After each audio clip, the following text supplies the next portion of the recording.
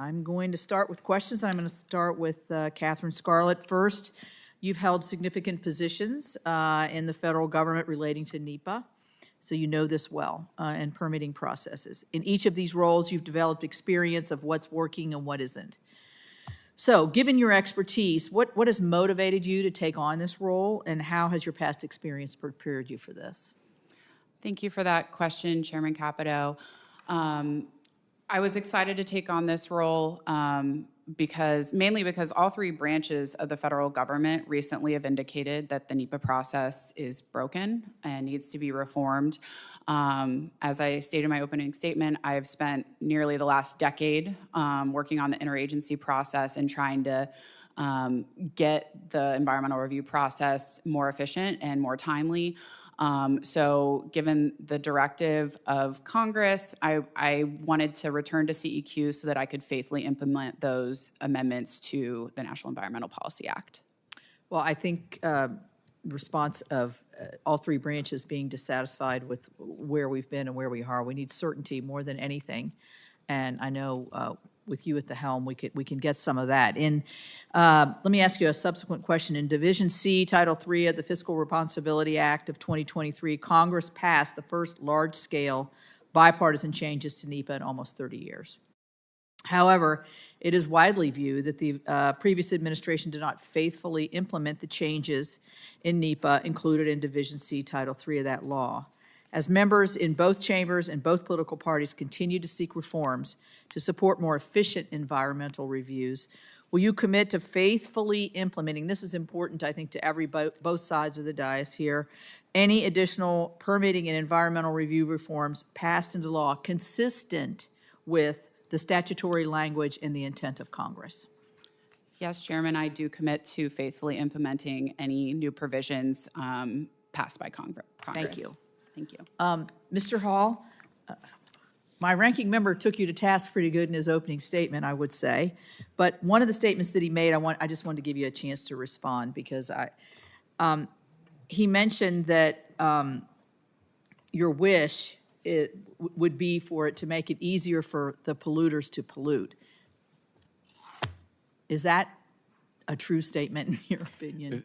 Thank you, Chairman, for the opportunity to respond to that. And I appreciate the opportunity to meet with you earlier. No, that is not a true statement. As I mentioned in my opening statement, when I first day on the job, well, the second day, I actually had an all-staff meeting with all of OECA and told them that it was my goal to continue to enforce the law and that we would continue to enforce it. And I think the record bears that out. And the administrator, when he had his hearing on the budget, was able to share some statistics that show that OECA and EPA have continued to enforce the law. So I'm happy to get into those, but I think they show, for instance, on civil case conclusions that there are far more in this the time of this administration than the previous time of last year. And on the criminal side, there are also some very compelling statistics that show there have been 4 more case conclusions, including sentencing and criminal penalties during the time of this administration. Yeah, let me ask you about the Superfund cleanups because you mentioned this in your opening statement and how to improve. We've spent a lot of time trying to improve the CERCLA implementation.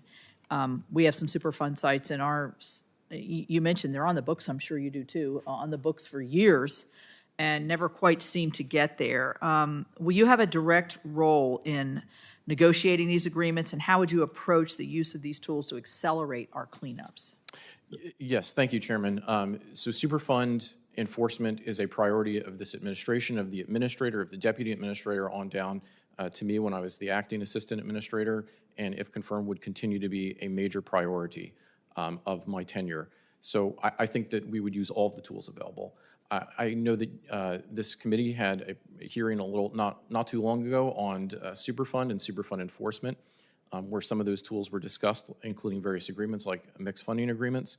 So I think that we would continue to use all of the tools available and push it forward. I know the Office of Land and Emergency Management has a goal of expediting cleanup, and my commitment would be for OECA to be right there with them, increasing the pace of remediation and making sure that the Superfund program is funded through appropriate and aggressive enforcement. coming from a state, much like Ohio, where we were basically major parts of the industrial revolution, major manufacturing sites that are now have gone dormant and are really ripe for economic development, but cannot get through the environmental, the Superfund, if they've been designated. This is extremely important to really the heartland of the country that powered this nation and really brought us to where we are today, to be able to be part of the new revolution of technology and other things that are coming and advanced manufacturing. So I appreciate your attention, and I'll